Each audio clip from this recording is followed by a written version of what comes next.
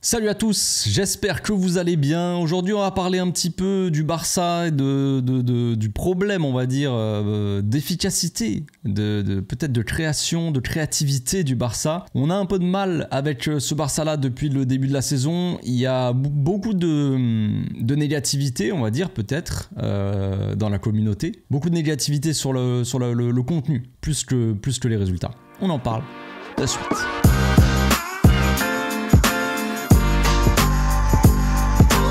Au passage, n'hésite pas à nous rejoindre si c'est pas encore fait et à partager la chaîne autour de toi, ça fera plaisir à tonton. Le Barça ne nous procure plus autant peut-être de plaisir, il y a beaucoup de... Je dirais pas peut-être pas trop de négativité, mais en tout cas beaucoup d'attentes autour de ce Barça. On a placé la barre, on va dire pas forcément très haute, je ne sais pas, en tout cas pas pour tout le monde, mais en tout cas on attend toujours plus de ce Barça dans le contenu. Évidemment la saison dernière, on n'a pas besoin de le rappeler, on a tous vu ce qui s'est passé dans le contenu. C'était pas parfait, mais il y a eu le résultat, on a gagné la Liga, on a gagné la Supercoupe, c'était quand même positif, on va dire, en termes de résultats. Mais il y avait toujours ce problème dans le jeu, on attendait toujours plus. On a une attente assez élevée avec ce Barça-là. Et c'est peut-être aussi, on va dire, à cause des années peut-être Guardiola, Luis Enrique, des années Messi, surtout en fait l'ère Messi qui a duré tout ce temps-là. En fait, à partir du moment où il y a plus Messi, où il est parti du club, c'est là que les problèmes ont commencé, on va dire,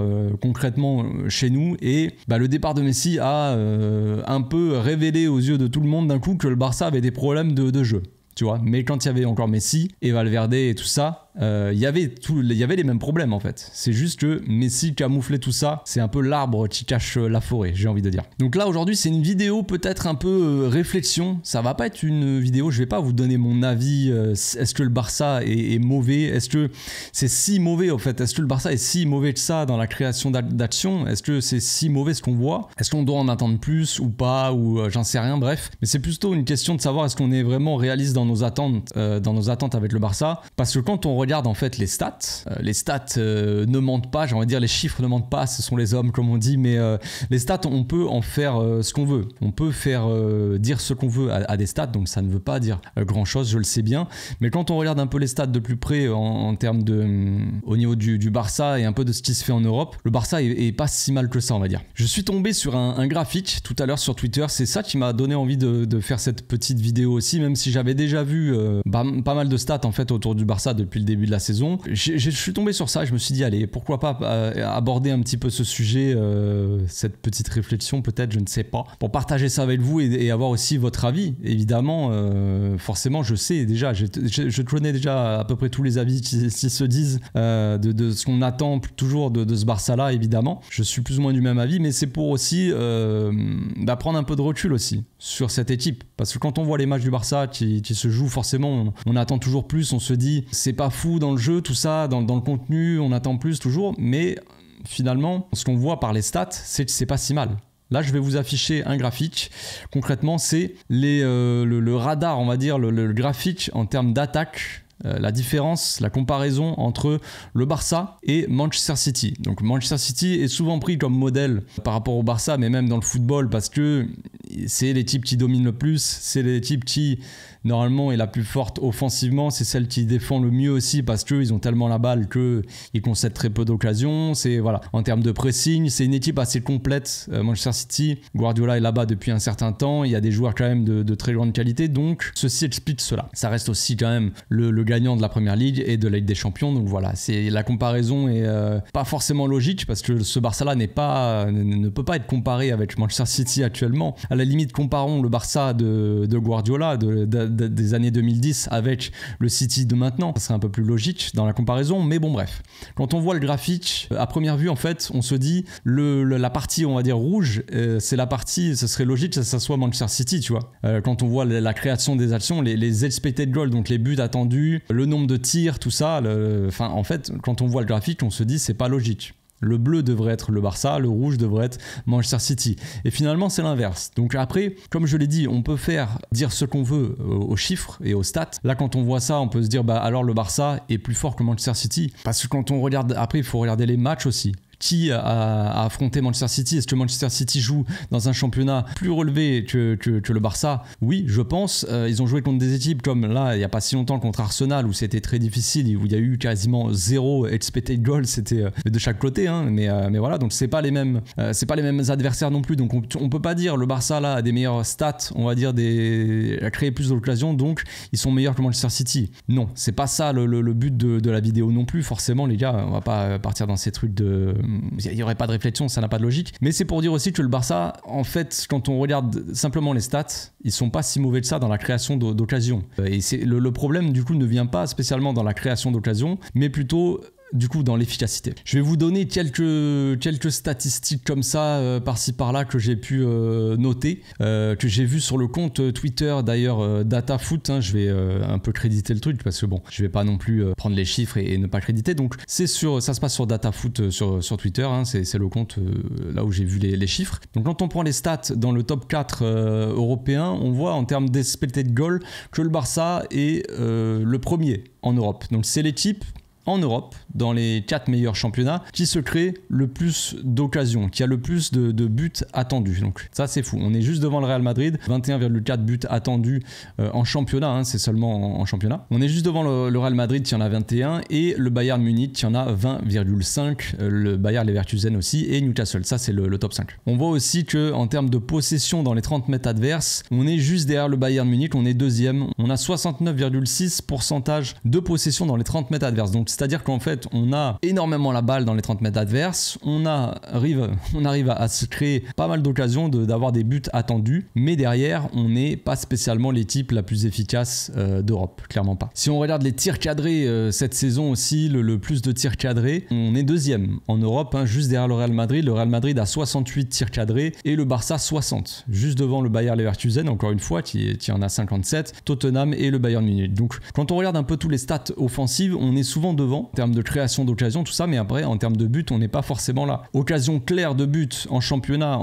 de cette saison, on est juste derrière le Bayer Leverkusen. Le Bayer Leverkusen a eu 36 occasions claires, nous 35, sauf qu'après les occasions manquées, nous on en a 60%. 60% d'occasions manquées, 60% c'est plus de la moitié, donc ça fait quand même un sacré chiffre, et ça ce n'est pas normal. Ce n'est pas normal d'avoir autant de déchets pour une équipe comme le Barça, où normalement devant t'as quand même un définisseur, t'as quand même Robert Lewandowski devant. Et pour finir sur le côté stats, quand on regarde le Real Madrid, donc qui sont premiers du championnat, et le Barça troisième, on sait qu'on compare souvent le Barça à le Real. Oui, qu'a fait le Real Madrid quand le Barça a fait ça? Oui, nous on a fait nul, mais le Real ils ont gagné, ils ont de la chance, oui. Mais quand on regarde un peu en termes de stats, on se crée un peu plus d'occasions, pas beaucoup plus, mais on a plus de buts attendus, on en a 21,37 expected goal. Le Real Madrid en a 20,99, donc 21, donc c'est à peu près équivalent, sauf que la différence c'est que le Real Madrid, eux, ils loupent 52% de leur occasion claire, et nous on en manque 60%, comme je disais, ce qui est quand même beaucoup trop élevé. Quand on regarde la possession dans les 30 mètres adverses, comme je le disais tout à l'heure, le Barça a 69,6% de possession dans les derniers mètres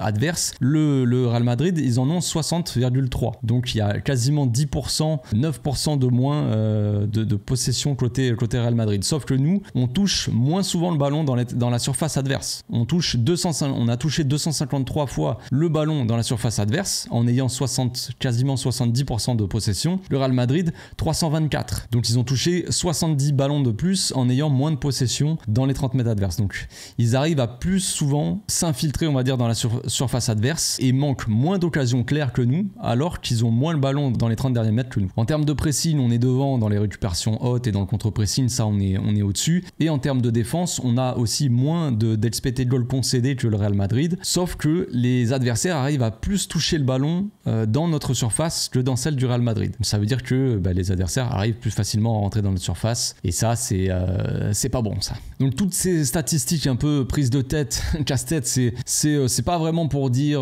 voilà, le Barça finalement c'est bien, il faut arrêter de se plaindre, tout ça, mais c'est plutôt une question qu'on peut se poser, que moi je me suis posé en voyant tout ça, c'est pourquoi on n'est pas satisfait en fait. Pourquoi on n'arrive pas à être satisfait du Barça, sachant qu'on est une des équipes d'Europe qui se procure le plus d'occasions claires de buts. On dit qu'on a souvent des problèmes dans le jeu, dans le contenu, on n'arrive pas à se créer des occasions, pourtant c'est faux concrètement. Sur le papier, on arrive à se créer des occasions, donc on dit que le chiffre ça veut rien dire, mais c'est dans le football moderne maintenant, le football a évolué vers ces statistiques de plus en plus détaillées, les expected goals, les passes décisives attendues. Bref, il y a 1 milliard de stats qui existent maintenant, alors que il y a 10-20 ans, il n'y avait pas autant de stats. Et les stats ne font pas tout. Et comme je vous l'ai dit, tu peux faire dire ce que tu veux à des statistiques. Il faut prendre toujours le contexte qu'il y a autour. C'est bien de se créer des occasions, mais si tu te crées des occasions contre Elche ou Gijón, tu vois, Valladolid.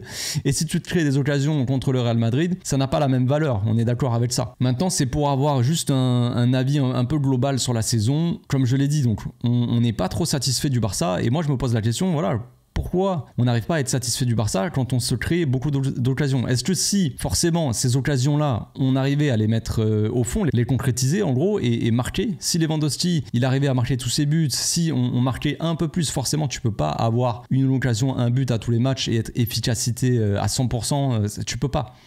Mais si le Barça arrivait à plus souvent marquer, est-ce que du coup on serait plus satisfait du contenu ou pas? C'est ça la question. Parce que forcément, on est toujours satisfait du résultat. Si le Barça il gagne le match, on est content, on a gagné. Maintenant, ça c'était, on va dire, un peu la saison dernière. Ce qu'on attend cette saison, un peu pour tout le monde, c'est un peu pour tout le monde pareil. On attend un Barça qui joue mieux à sortir le ballon, qui arrive à se créer des occasions et proposer des actions un peu plus jolies à voir, un jeu de passe intéressant, du tiki-taka, vous m'avez compris, la classique, un peu retrouver le Barça d'avant en fait, l'héritage. C'est peut-être aussi ça, on attend toujours plus de Xavi parce que Xavi a fait partie de la Pep Team, que c'est l'héritage de Pep Guardiola, tout ça, cette descendance avec Cruyff et tout ça, toute cette lignée, on va dire, de cerveau, on va dire, sur le terrain. Donc on attend de Xavi qu'on rejoue comme ça, peu importe les joueurs qu'on a sur le terrain, on attend ça, certes. Mais finalement, quand on regarde les stats, on remarque quand même que le Barça se crée énormément d'occasions, mais surtout a un problème d'efficacité. Donc ça, c'est un autre problème. Ça, c'est un autre problème. Évidemment, le coach,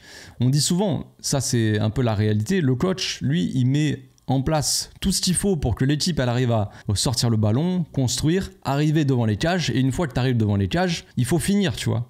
Il faut finir. Si les joueurs n'arrivent pas à finir, le coach, il peut plus faire grand-chose. Le coach peut essayer de mettre en confiance les attaquants. Il peut y avoir un management, un discours du coach pour mettre en confiance l'attaquant. Mais il va pas non plus faire en sorte que Lewandowski marque tous ses buts, que Lewandowski mette 50 buts par saison. Le coach, il peut pas... Il y a une limite en fait. C'est ça que je veux dire. Il y a une limite entre ce que le coach peut apporter à l'équipe et après, d'un coup, c'est aux joueurs de faire aussi leur part du travail. Alors là, cette vidéo, comme je l'ai dit, c'est pas pour dédouaner Xavi, pour dire le Barça finalement les gars c'est la folie, on joue trop bien, tout ça, absolument pas. Mais c'est plus pour avoir cette réflexion, ce recul, pour se dire, juste se poser la question, se demander pourquoi on est aussi négatif, pourquoi on est toujours en attente de voir un Barça un peu plus joli à voir, on va dire, alors que finalement on se crée quand même pas mal d'occasions. Et ça, je n'ai pas la réponse. C'est pour ça que je vous disais en début de vidéo, c'est pas une vidéo pour apporter des réponses ou pour vous donner un avis concret, parce que concrètement, moi j'ai clairement pas d'avis là-dessus.